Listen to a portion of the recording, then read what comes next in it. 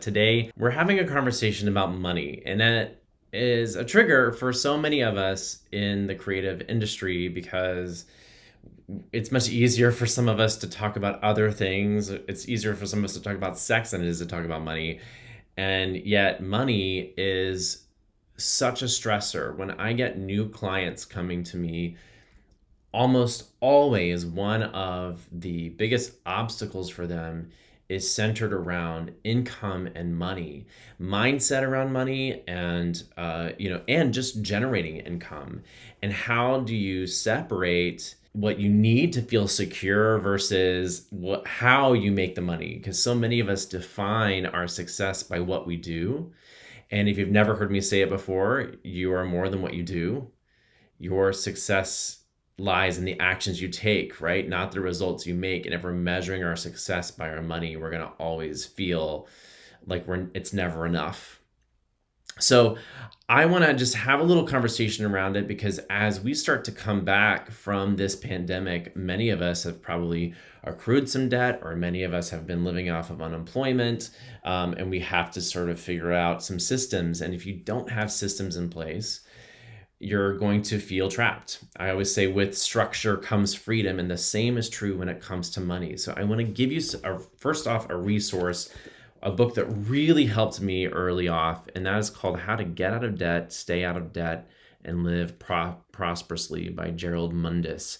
And this book, I'll put a link in the description here, but this book, whether you're in debt or not, really offers some great systems for us. And a lot of us don't like systems because we want to be creative, we want to be free, we want to give ourselves the freedom to generate. But I know for me, if I don't create a system to show up to and keep myself accountable and measurable, I will fall to the wayside. I will constantly feel like I'm treading water. And this book was a huge help.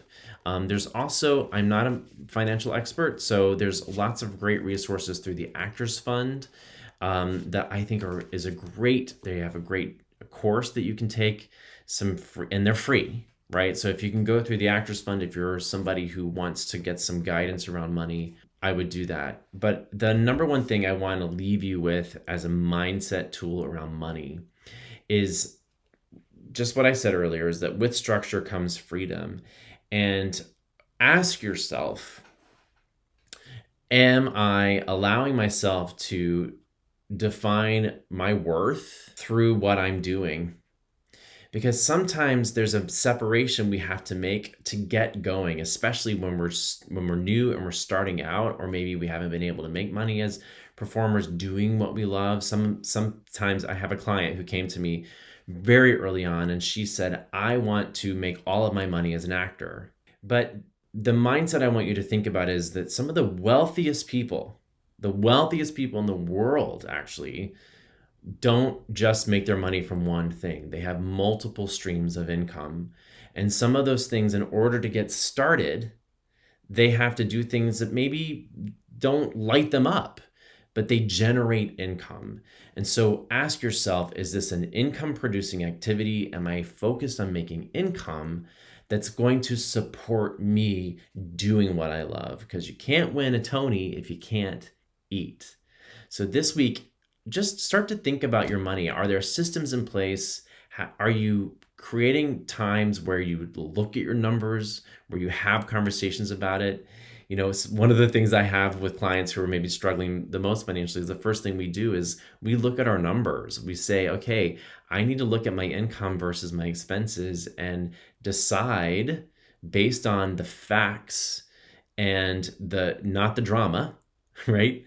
We get the data, and then we can decide from there. Because sometimes your numbers, if you're not clear, and this is what this book really is helpful with, if you're not clear, you're going to constantly feel overwhelmed. It's just like any conversation you have that's uncomfortable. It's always going to be worse in your head than when you actually do it. So if you haven't taken the time this week, take some time to look at your numbers, look at your income versus your expenses, and decide maybe there's some things you need to cut back on. Maybe you need to get an income producing job.